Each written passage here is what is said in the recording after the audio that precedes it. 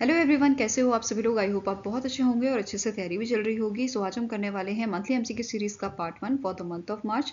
अगर आपने February month की प्लेलिस्ट नहीं देखी है तो आई बटन पे मैंने प्लेलिस्ट का लिंक ऐड कर दिया है। आपको यहाँ पे इसका लिंक विजिबल हो जाएगा और इस लेक्चर की जो पीडीएफ है वो आपको हमारे टेलीग्राम चैनल पे मिल जाएगी। सो जल्दी से स्टार्ट करेंगे आज का सेशन। फर्स्ट आपका क्वेश्चन है, The EDF India has signed the non-binding shareholding agreement term sheet with which organization to develop hydro and pumped storage projects in India? तो EDF India जो है ये सब्सिडरी है फ्रांस बेस्ड ऑर्गेनाइजेशन की, EDF जिसका नाम है, एंड इसने एक non binding share holding agreement sign किया है इंडिया की ऑर्गेनाइजेशन के साथ so that they can develop hydro and pumped storage projects in India. तो आंसर हो जाएगा दैट इज NTPC लिमिटेड जो है इसके साथ अग्रीमेंट साइन हुआ है आपका। ठीक है, ये दोनों कंपनीज का प्लान क्या है कि ये एक्सप्लोर करेंगे opportunities in the power distribution sector and they will integrate hydro projects with other renewable energy initiatives. Okay, जैसा कि मैंने आपको बताया EDF इंडिया जो है ये सब्सिडी है France based Electricite de France SA की, एंड इस कंपनी ने एक और अग्रीमेंट साइन किया है सेम टाइप का non binding share holding agreement. किसके साथ? कोल इंडिया लिमिटेड के साथ। एक NTPC के साथ हुआ है, दूसरा कोल इंडिया लिमिटेड के साथ हुआ है, एंड ये एक जॉइंट वेंचर बनाएंगे to develop renewable energy projects in India and neighbouring countries. ठीक है, इस अग्रीमेंट में भी ये डेवलप करेंगे pump storage projects and other renewable energy projects को। ओके, नाउ बात करेंगे स्टैटिक इन्फॉर्मेशन की। NTPC लिमिटेड के CMD हैं गुरदीप सिंह, हेडक्वार्टर न्यू दिल्ली में लोकेटेड है और स्टैब्लिश किया गया था 1975 में। कोल इंडिया लिमिटेड की बात करें तो CMD हैं PM प्रसाद, हेडक्वार्टर है कोलकाता वेस्ट बंगाल, स्टैब्लिश किया गया था 1975 में। EDF इंडिया जो है 2018 में इसकी शुरुआत की गई थी, न्यू दिल्ली में हेडक्वार्टर है और CEO है currently Federico de Amico. Next is, which among the following financial organization has recently completed its first fully digitalized trade finance transaction with Tata International Limited, that is TIL, from its gift city branch. तो इनमें से कौन सी आपकी financial organisation है, कौन सी आपकी international organisation है जिसने रिसेंटली जो है अपना पहला fully digitalised trade finance transaction किया है टाटा इंटरनेशनल लिमिटेड के साथ? तो answer is option number C, that is MUFG bank, जो जापान बेस्ड बैंक है, इसने ये ट्रांजैक्शन किया था। एंड MUFG जो है इसने कोलैबोरेट किया था सिंगापुर बेस्ड ट्रेजरी सेंटर के साथ of Tata International Limited so that they can process $15 million letter of credit. Okay. Next is, which organization released the report titled India at the rate 2047, transforming India into a tech-driven economy in collaboration with NASSCOM, which is National Association of Software and Services Companies. ठीक है, तो इनमें से कौन सी organisation है जिसने इस report को जो है रिलीज किया था इन कोलैबोरेशन विद NASSCOM? तो answer is option number C, that is Ben and company. क्या नाम है इस कंपनी का? बेन एंड कंपनी द्वारा NASSCOM के कोलैबोरेशन में इस रिपोर्ट को रिलीज किया गया था जिसमें हाईलाइट किया गया है कि इंडिया जो है ये हाई इनकम नेशन बन जाएगा, कि मतलब ये उस पाथ पे है और ये 2047 तक हाई इनकम नेशन बन जाएगा with a projected GDP between $23 to it is 23 to 35 trillion US dollar by 2047. Okay, now report also projected that कि जो सर्विस सेक्टर है ये लगभग 60%, मतलब अप टू 60% इंडिया की GDP में योगदान देगा, वेयर एज मैन्युफैक्चरिंग सेक्टर की बात करें तो it will account for 32%. Okay, next point की बात करें तो नेक्स्ट पॉइंट क्या कह रहा है? The advancement in AI driven chip design, touchless manufacturing and backward integration into a component manufacturing and design, और it will lead to the increase in export share। जो हमारा export share होगा इस sector का वो आपका बढ़ जाएगा अगर हम इन सब चीज़ों में एडवांसमेंट करते हैं। और ये कितना बढ़ जाएगा? Currently it is 24%, now by 2047 it will be 45 to 50%।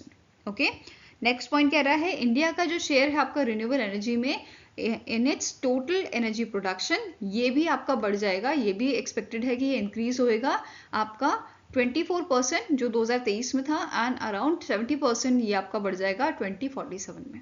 Clear है। नाउ नेस्कॉम की बात करते हैं। नेस्कॉम के चेयरपर्सन कौन है? इनका नाम है सिंधु गंगाधरन। इसका हेडक्वार्टर कहाँ लोकेटेड है? नोएडा, उत्तर प्रदेश में, और स्टैब्लिश किया गया था 1988 में। प्रेसिडेंट कौन है? राजेश नाम्बियर इनका नाम है। नेक्स्ट आपका क्वेश्चन है, who has been appointed as a new CEO of Unilever London, जो लंदन बेस्ड आपकी कंपनी है। तो यूनिलीवर जो पेरेंट ऑर्गेनाइजेशन है आपकी HUL की, उसके सीईओ जो हैं अभी रिसेंटली अपॉइंट हुए हैं, और इनका नाम क्या है? फर्नांडो फर्नांडिस। क्या नाम है? फर्नांडो फर्नांडिस नए सीईओ बने हैं यूनिलीवर के, एंड इन्होंने रिप्लेस किया है हेन सेचुमेचर को, जो basically CEO and board director थे, और 1 मार्च 2025 को इन्होंने अपनी पोजीशन जो है अपनी पोजीशन से हट गए हैं, या इन्होंने अपनी पोजीशन छोड़ दी है। वहीं पे फर्नांडो फर्नांडिस की बात करें तो ये इस सीईओ की पोजीशन पे आने से पहले chief financial officer and executive director थे यूनिलीवर के। अब CFO जो हैं हटे हैं, तो इनकी पोजीशन खाली हो गई है। अब CFO को पे भी एक आपके पर्सन जो है नियुक्त किए गए हैं, अपॉइंट किए गए हैं, जिनका नाम है श्रीनिवास पाठक, जो पहले डेप्यूटी CFO थे, अभी CFO बने हैं। CFO से फर्नांडो फर्नांडिस जो हैं ये CEO बने हैं। ये क्लियर हुआ? यहाँ पे आप फर्नांडो फर्नांडिस की इमेज देख सकते हैं। Okay, next is which football club won the 2024-2025 Indian super league shield title. तो इनमें से कौन सी आपकी फुटबॉल क्लब है जिसने इस टाइटल को जीता है? तो answer is Kolkata based Mohan बागान सुपर जायंट जो है, इस फुटबॉल क्लब ने ये टाइटल जीता था 2024-25 का Indian super league. Okay, now इसके अलावा और इन्फॉर्मेशन देख लेते हैं। इस फुटबॉल क्लब ने डिफीट किया था उड़ीसा के फुटबॉल क्लब को फाइनल मैच में।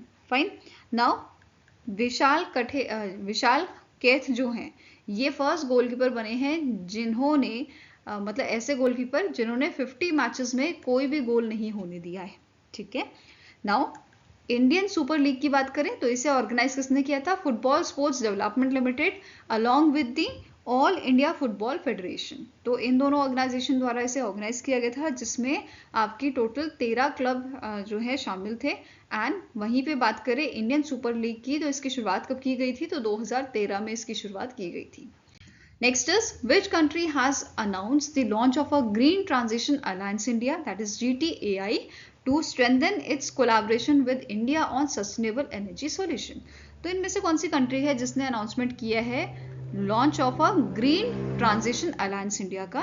तो आंसर क्या हो जाएगा? It is this announcement is done by the Denmark. ठीक है, किसने आपका लॉन्च किया है? इसे डेनमार्क ने लॉन्च किया है, और इसका फोकस रहेगा, GTAI का फोकस रहेगा आपका renewable energy, green fuels and energy efficiencies पे। ठीक है, साथ में ही GTAI जो है ये एनहांस करेगा इंडिया का टारगेट, इंडिया का push for a net zero emission. India का टारगेट क्या है नेट जीरो एमिशन का? 2070। वहीं पे डेनमार्क का सेम टारगेट है 2045 तक। ठीक है, तो ये चीज याद रखनी है, इस पे बेस क्वेश्चन बन सकता है। नाउ नेक्स्ट पॉइंट है कि सिग्निफिकेंस क्या है GTAI का? ये स्ट्रेंथन करेगा Denmark India corporation in the field of climate action, encourage करेगा technology transfer and investment in a green energy, and ये सपोर्ट करेगा इंडिया की energy transition towards the sustainable solution. Okay, now अब आपकी Danish companies जो इस GTAI में involve होंगी, पहले आपकी है ग्रुडफोर्स, कोपेहेगन इंफ्रास्ट्रक्चर पार्टनर्स, बेटर, नोवोनियस, मैशमेक्स, Rockwool and AP Moller Maersk. तो ये सारी आपकी जो कंपनीज हैं वो इस GTAI में शामिल होंगी। इसके अलावा स्ट्रैटेजिक पार्टनर्स कौन कौन से रहेंगे यहाँ पे? Global wind energy council, Indo Danish chamber of commerce, confederation of Danish industry and IIT Madras energy consortium. Next अब क्वेश्चन है, what was the theme of first ever conference for women peace keepers from Global South, which is hosted by Center for United Nations Peacekeeping in New Delhi, Delhi. तो आपको बताना है इस conference का theme, which is Women in Peacekeeping, a Global South Perspective. ठीक है, तो ये इसका थीम था, और कॉन्फ्रेंस कहाँ पर हुई थी? न्यू दिल्ली में ये हुई थी। और इस कॉन्फ्रेंस को ऑर्गेनाइज किया था ministry of external affairs along with the ministry of defence. तो इन दोनों मिनिस्ट्री ने ऑर्गेनाइज किया था। साथ में ही इस कॉन्फ्रेंस में 5 सेशन आपके हुए थे। पहला सेशन था addressing sexual exploitation and abuse, दूसरा था technology in peace keeping, can we do better, तीसरा था role of women peace keepers, then next था आपका opportunities for collaboration in training and capacity building in the global south. Next है आपका 5th session promoting regional cooperation in peace keeping the global south context. तो ये सारे आपके sessions यहाँ पे हुए थे इस कॉन्फ्रेंस में। ओके, नेक्स्ट आपका क्वेश्चन है the government e marketplace recently celebrated 6 years of startups women and youth advantage through e transaction, that is Swayatt initiative at its headquarter which is located in the New Delhi. What is the primary aim of the स्वायत्त initiative on GEM? Government e market place में basically इसका primary aim क्या है इस initiative का, जिसको 2019 में launch किया गया था? तो आंसर इज इसका मेन एम है प्रमोट करना participation of women led enterprises and youth in a public procurement. तो answer is option number E, ये इसका मेन एम था।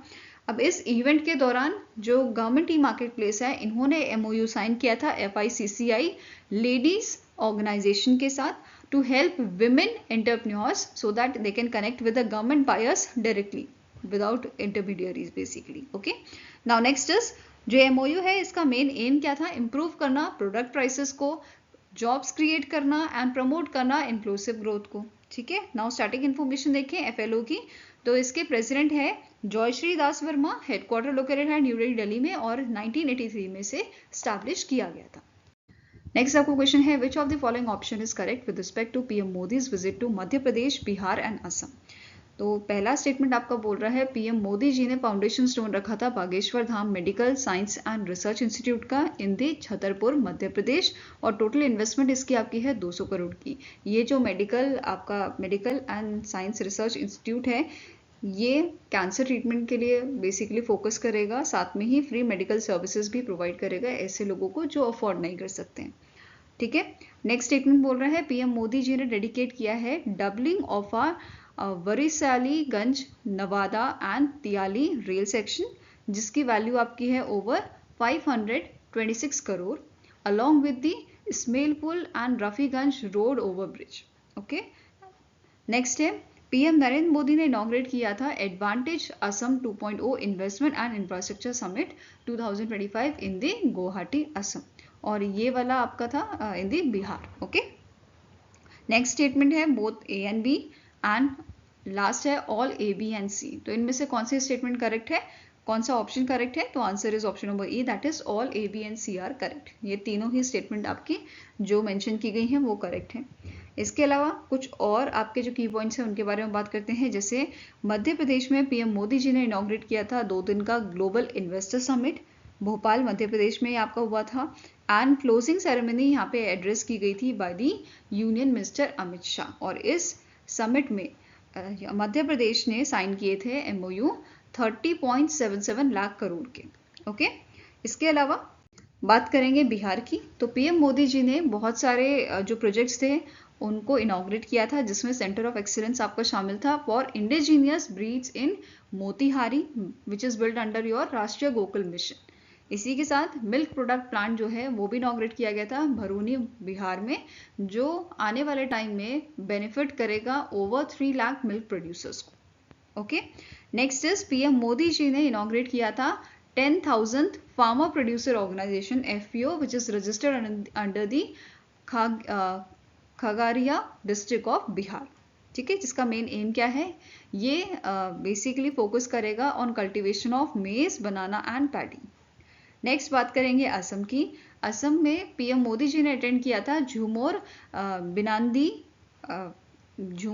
2025 का कल्चरल इवेंट, और इस इवेंट में 8,000 परफॉर्मर्स ने परफॉर्म किया था ट्रेडिशनल झूमर डांस को। ओके, साथ में ही अभी हमने बात की थी advantage Assam 2.0 investment and infrastructure summit की।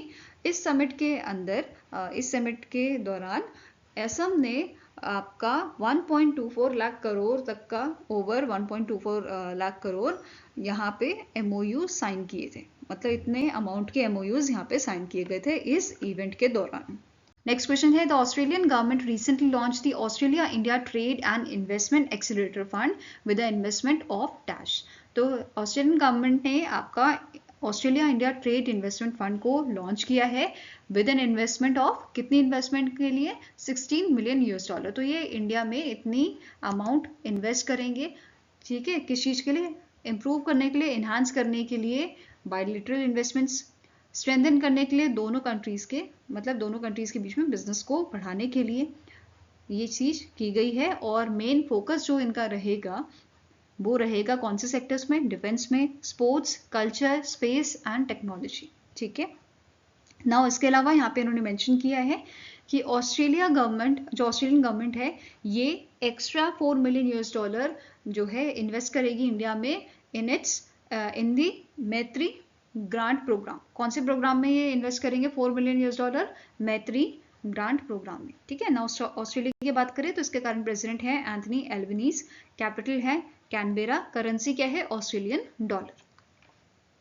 नेक्स्ट आपको क्वेश्चन है, name the company that has signed a MOU with department for promotion of industry and internal trade, that is DPIIT, to promote India's manufacturing and fintech startup. तो इनमें से कौन सी company है जिसने MOU sign किया है DPIIT के साथ प्रमोट करने के लिए इंडिया की मैन्युफैक्चरिंग एंड फिनटेक स्टार्टअप को?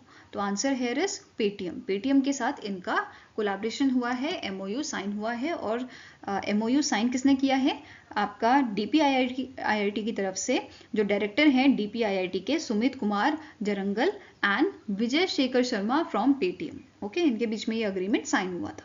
Next is, the Indian Army recently signed a contract worth rupees 80.43 crore with which company for the procurement of 223 automatic chemical agent detection and alarm system।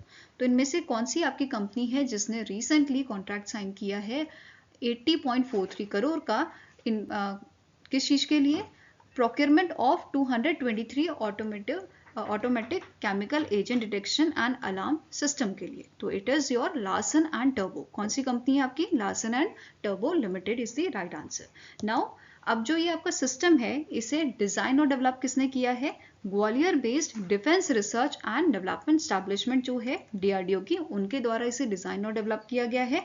And ACADA system जो है इसका काम क्या रहेगा, ये कैसे work करेगा, बेसिकली जहाँ पे इसे डिप्लॉय किया होगा ये उस जगह की जो हवा है, जो एयर है, उसको मॉनिटर करेगा एंड उसमें डिटेक्ट करेगा केमिकल वॉरफेयर एजेंट को and programmable toxic industrial chemicals को ये उसमें फाइंड आउट करेगा। क्लियर है।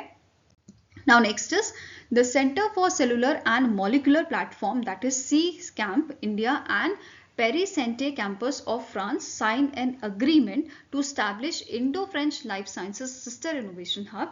The Indo-French Life Sciences Sister Innovation Hub, basically जो ये हब है इसका मेन फोकस 2 क्रिटिकल एरियाज पे है। तो आपको फाइंड आउट करना है कौन सा क्रिटिकल एरिया ये है, ठीक है। तो answer here is one health and digital health, ठीक है। जो ये आपका हब है, जो ये कोलैबोरेशन हुआ है बेसिकली वो किस चीज के लिए हुआ है, हेल्थ केयर डोमेन के लिए हुआ है। एंड ये जो हब है आपका जो स्टैब्लिश किया जाएगा इसका काम क्या रहेगा, ये फोकस करेगा आपके one health and digital health critical areas पे। क्लियर है। नाउ लेटर ऑफ इंटेंट यहाँ पे इंडिया के आपका जो ये ऑर्गेनाइजेशन है और जो कैंपस आपका है फ्रांस का, इन दोनों के बीच में हुआ है। और यहाँ पे जो टेली मेरिफ सैयद हैं जो डायरेक्टर हैं एंड CEO हैं आपके इंडिया के वाले कैंप के, एंड प्रोफेसर एंटोनी टेस्नेरे जो डायरेक्टर हैं आपके फ्रेंच कैंपस के, इनके बीच में ये लेटर ऑफ इंटेंट साइन हुआ था। नाउ बात कर लेते हैं सी कैंप इंडिया की। तो इसका हेडक्वार्टर लोकेटेड है बेंगलुरु कर्नाटका में और 2010 में इसको स्टैब्लिश किया गया था। Next is, according to the report, world's busiest airport in 2025 released by Official Airline Guide, that is OAG, which Indian airport is ranked among the top 10 busiest airport globally as of February 2025। तो फरवरी की अगर हम बात करें, यहाँ पे जो data release किया गया है वो फरवरी का रिलीज किया गया है। फरवरी के मंथ में इंडिया का कौन सा आपका एयरपोर्ट है जो ग्लोबली मतलब ग्लोबली जो रैंकिंग दी गई है उसमें टॉप 10 में शामिल हुआ है। तो answer here is Indira Gandhi international airport, जिसकी ग्लोबल रैंक है आपकी 8th। ठीक है, वहीं पे अगर हम बात करें जनवरी मंथ की, तो as of January 9th rank आपकी थी, मतलब 9th बिजिएस्ट एयरपोर्ट था वर्ल्ड का। अब इंदिरा गांधी इंटरनेशनल एयरपोर्ट जो है 8th बिजिएस्ट एयरपोर्ट था आपका एज ऑफ फेब्रवरी। ओके, अब कौन सी ऑर्गेनाइजेशन ने जो है ये रिलीज की है रिपोर्ट, इसके बारे में देखेंगे। ऑफिशियल एयरलाइन गाइड की, तो हेडक्वार्टर आपका लूटन यूके में लोकेटेड है, 1929 में स्टैब्लिश किया गया था और करंट सीईओ इसके हैं फिल क्लो। ओके, नाउ अब टॉप 10 वर्ल्ड बिजिएस्ट एयरपोर्ट की बात करेंगे। पहले नंबर पे दुबई इंटरनेशनल एयरपोर्ट आपका है। सेकेंड नंबर पे आ जाता है यूएसए का हार्ट्सफील्ड जैक्सन अटलांटा। ठीक है, नेक्स्ट है टोक्यो आपका जापान का टोक्यो इंटरनेशनल। देन चाइना का Shanghai Pudong. London Heathrow 5th number पे। देन फोर्थ वर्थ यूएसए का Istanbul Turkey. Okay, then Delhi international airport India का आपका 8th नंबर पे है। देन चाइना का गैगजू बियो एंड अगेन चाइना का बीजिंग कैपिटल। तो ये सारे आपके वर्ल्ड के बिजिएस्ट एयरपोर्ट थे, ठीक है, जो टॉप 10 में शामिल हुए थे। इसके अलावा अगर हम बात करें इंटरनेशनल एयरपोर्ट की, जो बिजिएस्ट इंटरनेशनल एयरपोर्ट हैं ये आपके थे Dubai international airport, then London Heathrow airport, Seoul आपका जो इंटरनेशनल एयरपोर्ट है साउथ कोरिया का, Singapore Changi airport of Singapore and Amsterdam जो नीदरलैंड का आपका एयरपोर्ट है। ये आपके इंटरनेशनल एयरपोर्ट जो आपका जो है सबसे ज़्यादा बिजिएस्ट रहे थे। ठीक है, नेक्स्ट आपको क्वेश्चन है, the Asian development bank has approved a loan of $200 million to expand urban services in which city. तो रिसेंटली एडीबी ने अप्रूव किया है $200 मिलियन का लोन आपकी कोलकाता सिटी के लिए। ठीक है, answer is option number C, that is Kolkata West Bengal के लिए ये लोन आपका अप्रूव किया गया है। And it is the agreement was a part of a Kolkata municipal corporation sustainability hygiene and resilience project. ठीक है, इस प्रोजेक्ट का ये पार्ट है। नाउ इस अमाउंट को आपका खर्च किया जाएगा for improving the climate, for the development of climate and disaster resilience sewerages, then drainage infrastructure. तो इन सब चीज़ों पे ये खर्च किया जाएगा। नाउ स्टैटिक इन्फॉर्मेशन कवर करते हैं एडीबी की। करंट प्रेजेंट इसके हैं आपके मसातो कांदा, हेडक्वार्टर लोकेटेड है मैंडलियोंग सिटी मनीला फिलीपींस में और 1966 में इसे स्टैब्लिश किया गया था। टोटल मेंबर्स कंट्री इसके कितने हैं, 69। ओके, नेक्स्ट क्वेश्चन है, which organisation sign an MOU with Tata capital limited for financing MSMEs. तो इनमें से कौन सी ऑर्गेनाइजेशन है जिसने रिसेंटली एमओयू साइन किया है टाटा कैपिटल लिमिटेड के साथ फॉर फाइनेंसिंग योर एमएसएमईज। ठीक है, उनको लोन प्रोवाइड करने के लिए। तो answer here is SIDBI, small industries development bank of India. ठीक है, it is your SIDBI. Now signatories की बात करें तो ये अग्रीमेंट साइन किया था विवेक कुमार मल्होत्रा जो आपके चीफ जनरल मैनेजर हैं आपके सिडबी के। देन विवेक चोपड़ा जो चीफ ऑपरेटिंग ऑफिसर हैं रिटेल फाइनेंस के। Okay, from the TCL your Tata capital limited. Okay, now SIDBI की बात करें तो करंट CMD इसके हैं मनोज मित्तल, हेडक्वार्टर लोकेटेड है लखनऊ उत्तर प्रदेश में और 1990 में से स्टैब्लिश किया गया था। क्लियर है। नेक्स्ट आपको क्वेश्चन है, according to the 52nd edition of Micrometer report released by Microfinance Institution Network, that is MFIN India, what was the percentage decrease in a disbursement of microfinance loans during the quarter third of financial year 2024-2025 compared to the previous year? तो आपकी एक report release की गई थी 52nd edition of micrometer report. किसने release की थी, एमफिन India ने। और इसमें बताया गया है कि जो आपका डिसबर्समेंट था माइक्रो फाइनेंस का during quarter third of financial year 2025 ये डिक्रीज हुआ है as compare to previous third quarter of previous year which shows a decrease of 35.8%। ठीक है, आंसर यहाँ पे क्या हो जाएगा, it is option number B. और इस रिपोर्ट में शो किया गया था टोटल लोन पोर्टफोलियो जो था आपका माइक्रो फाइनेंस सेक्टर का ये डिक्रीज हुआ है आपका 3.5% से ईयर ऑन ईयर बेसिस पे अगर हम बात करें, and it reach to ₹3.85 trillion during quarter 3 of financial year 2025। Clear है। नाउ नेक्स्ट पॉइंट कह रहा है कि जो number of new loans disperse किए गए थे, मतलब जो रजिस्टर किए गए हैं, उसमें नेगेटिव ग्रोथ हमें देखने को मिली है ऑफ 29.02%, मतलब वो भी आपके कम हुए हैं। ओके, नेक्स्ट बात करते हैं अदर पॉइंट्स की जो इस रिपोर्ट में मेंशन किए गए थे। जैसे एज ऑफ 31 दिसंबर 2024 जो असेट अंडर मैनेजमेंट आपका था of a micro finance institution, ये आपका था 1,42,695 करोड़ का, विच shows a decrease of 0.1% against your Q3 of financial year 2024, मतलब यहाँ पे प्रीवियस ईयर से कंपैरिजन यहाँ पे किया गया है। देन नेक्स्ट है एवरेज लोन अमाउंट डिस्बर्स जो किया गया है per account during Q3 of financial year 2025, ये आपका था 51,691 crore, which shows a increase of 15.2% as compare to the previous year. ठीक है, Q3 of previous year. Next is जो आपका अनपेड लोन था, ये भी हमें कम देखने को मिला है, इसमें भी हमें 8.8% का डिक्रीज देखने को मिला है as of 31 December 2024। Then next point says कि रिपोर्ट में मेंशन किया गया था जो एनबीएफसी हैं आपके जो वर्क कर रहे हैं as a micro finance institutions, इनको 12,921 करोड़ का डेप्ट यहाँ पे फंडिंग क्वार्टर के लिए मिला है। ठीक है, विच shows a year on year growth of 40%। Next is decrease from a 40%. Okay, next is in terms of a geological coverage, east and northeast and southern region जो है आपके, they account for 63% of our total microfinance portfolio। तो जो भी आपका microfinance loan जाता है उसमें से 63% आपका इस जोग्राफिकल एरिया का था। ठीक है, नाउ बात करते हैं एमफिन की। एमफिन के सीईओ एंड डायरेक्टर हैं आलोक मिश्रा, हेडक्वार्टर लोकेटेड है गुरुग्राम हरियाणा में, और स्टैब्लिश कब किया गया था? 2009 में से स्टैब्लिश किया गया था। नेक्स्ट आपका क्वेश्चन है which company become the first in India to earn the IATF which is international automotive task force certification 16949 certification for the cryogenic fuel tanks. तो इनमें से कौन सी कंपनी है जिसे ये सर्टिफिकेशन मिला है? तो आंसर हो जाएगा it is option number C, that is Ionix India को ये सर्टिफिकेशन दिया गया है। एंड इसी के साथ ये पहली इंडियन कंपनी बनी है फॉर जिसने रिसीव किया है इस सर्टिफिकेशन को। फाइन, नाउ जो सर्टिफिकेशन है इशू किसने किया था? ब्यूरो वर्टिया सर्टिफिकेशन द्वारा इसको आपका जो है दिया गया था, इशू किया गया था, which covers both design and manufacturing of vacuum insulated cryogenic fuel tanks. ठीक है, कहाँ पे इनकी जो फैसिलिटी है in Kalol facility of Gujarat, in Gujarat, वहाँ पे ये जो है आपके बनाए जाएंगे। ओके, नेक्स्ट क्वेश्चन है who was appointed as a chairman of a Ratan Tata endowment foundation. तो RTEF के रिसेंटली चेयरमैन कौन बनाए गए हैं?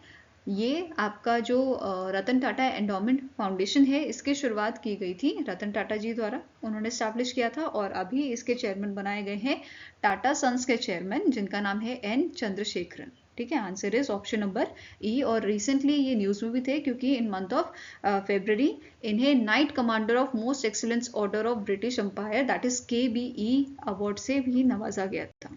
ठीक है, आंसर क्या हो जाएगा? It is option number E. Next is the CCI has approved which organisation to acquire Fujitsu general, जो आपकी एक जापानीज एयर कंडीशनर मेकर है।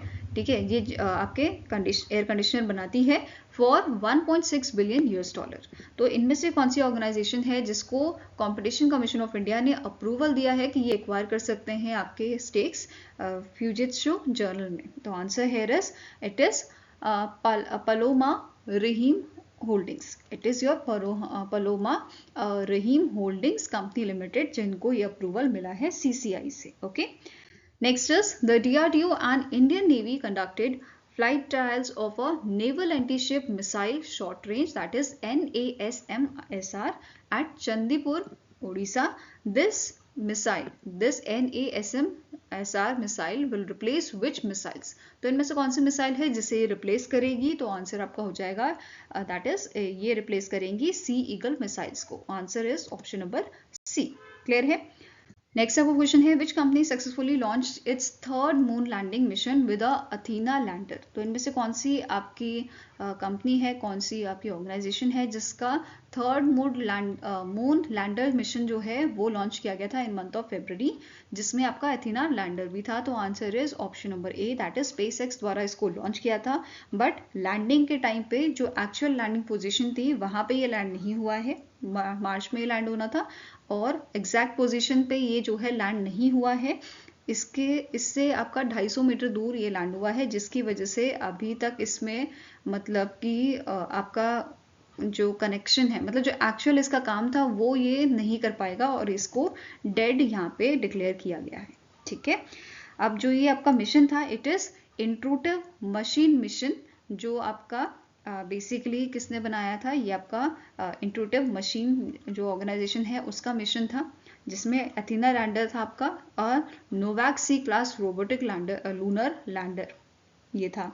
इसे फैल्कन 9 रॉकेट में लॉन्च किया गया था from the NASA's Kennedy space centre in Florida, USA. इसके अलावा नासा का एक यहाँ पे सैटेलाइट भी था जो डिश वॉशर साइज का सैटेलाइट था, जिसका वेट था 200 kg का और इसका नाम था लूनर ट्रायल ब्लेजर। ठीक है, इस सैटेलाइट को भी यहाँ पे भेजा गया था एंड इसका काम क्या था, डिटेक्ट करना वाटर मून की सरफेस पे। ओके, एंड डेवलप किसने किया है, लॉकहीड मार्टिन, नासा का जेट प्रोपल्शन लेबोरेटरी के लिए इसे आपका डिजाइन किया गया था। एंड इसमें 2 प्राइमरी इंस्ट्रूमेंट्स आपके थे, एक तो था high resolution volatile and mineral moon mapper, दूसरा था lunar thermal mapper. Okay, next question है, the Anil Ramnath Joshi, a Gujarati poet, has recently passed away. In which year he was honored with the Sahitya Academy Award? तो अनिल रामनाथ जोशी जो हैं ये Gujarati poet हैं जिनका recently देहांत हुआ है और इन्हें 1990 में साहित्य अकादमी अवार्ड से नवाजा गया था। आप यहाँ पे इनकी इमेज देख सकते हैं। ठीक है, इसके अलावा जो है इन्होंने आपका 2015 में एक प्रोटेस्ट हुआ था, ठीक है, against the increasing attacks on literacy writers, और उस दौरान इन्होंने इस साहित्य अकादमी अवार्ड को रिटर्न किया था। फाइन, इसके अलावा आपके जो एक्टर जेने हैकमैन हैं इनका भी देहांत हुआ है और इन्हें जो है ऑस्कर, पहला ऑस्कर इनको दिया गया था इनकी मूवी द फ्रेंच कनेक्शन के लिए। बेसिकली इन्हें बेस्ट एक्टर के लिए यहाँ पे ये अवार्ड दिया गया था, ऑस्कर अवार्ड 1971 में। एंड कौन सी मूवी थी, इट इज फ्रेंच कनेक्शन, और किसने ये बनाई थी, विलियम फ्रेडकिन में। ठीक है, सेकेंड ऑस्कर इनको मिला था बेस्ट सपोर्टिंग एक्टर के लिए 1992 में फॉर द मूवी अनफॉरगिवन।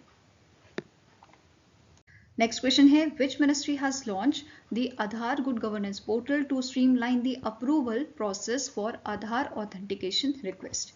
तो इनमें से कौन सी मिनिस्ट्री है जिसने लॉन्च किया है इस आधार गुड गवर्नेंस पोर्टल को, सो that they can promote transparency and inclusivity in the Aadhaar authentication process? Okay, answer here is option number E, that is Ministry of Electronics and Information Technology. Fine. Next up question है, which organization released the 12th edition of Annual State of India's Environment Report 2025 in collaboration with the Down to Earth magazine? तो इनमें से कौन सी organisation है जिसने 12वां addition release किया है Annual State of India's Environment Report 2025 in collaboration with this magazine? तो answer here is option number B, centre for science and environment जो है CSE जो है, इसने in collaboration with this magazine down to earth release किया था इस report को, जिसमें इंडेप्थ एनालिसिस प्रोवाइड किया गया है कि एनवायरमेंटल डेवलपमेंट्स का एंड चैलेंजेस जो इंडिया फेस कर रहा है। ठीक है, अब जो ये रिपोर्ट थी इसे सुनीता नरेन जो डायरेक्टर जनरल है CSE की, G20 शेरपा अमिताभ कांत जी, फिर आपके former planning commission deputy chairperson Montek Singh Ahluwalia and management expert Raj Liberhan, इनके द्वारा रिलीज किया गया था। और इस रिपोर्ट में कुछ इंपॉर्टेंट पॉइंट्स मेंशन किए गए थे, उनको डिस्कस करते हैं। जैसे पहला पॉइंट है क्लाइमेट चेंज इम्पैक्ट। तो यहाँ पे क्या बोला है, क्लाइमेट में आपका जो है चेंजेस हमें देखने को मिल रहे हैं, जैसे रिवर्स पे इफेक्ट पड़ रहा है, एयर पॉल्यूशन हो रहा है, टेम्परेचर बढ़ रहा है, तो ये सब चीज़ें हमें देखने को मिल रही हैं। ठीक है, सेकेंड पॉइंट से केमिकल पॉल्यूशन।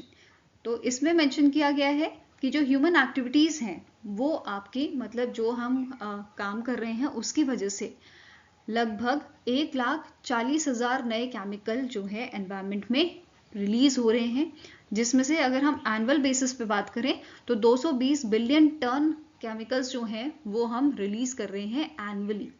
ठीक है, तो ये काफ़ी मतलब बहुत चिंताजनक बात है कि ऐसी चीज़ें हो रही हैं ह्यूमन एक्टिविटीज़ की वजह से।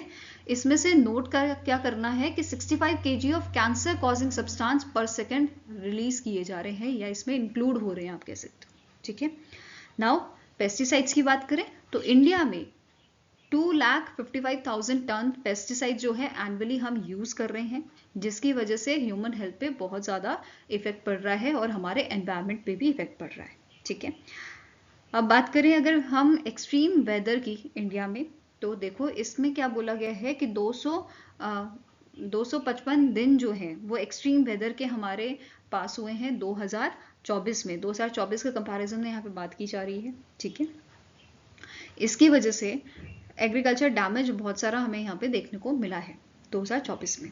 फाइन, इसके अलावा 2024 जो था, अगर हॉटेस्ट ईयर रिकॉर्ड की बात करें तो 2024 जो था ये हॉटेस्ट ईयर था और इसमें 1.60 डिग्री सेल्सियस का टेम्परेचर हाइक हमें देखने को मिला है।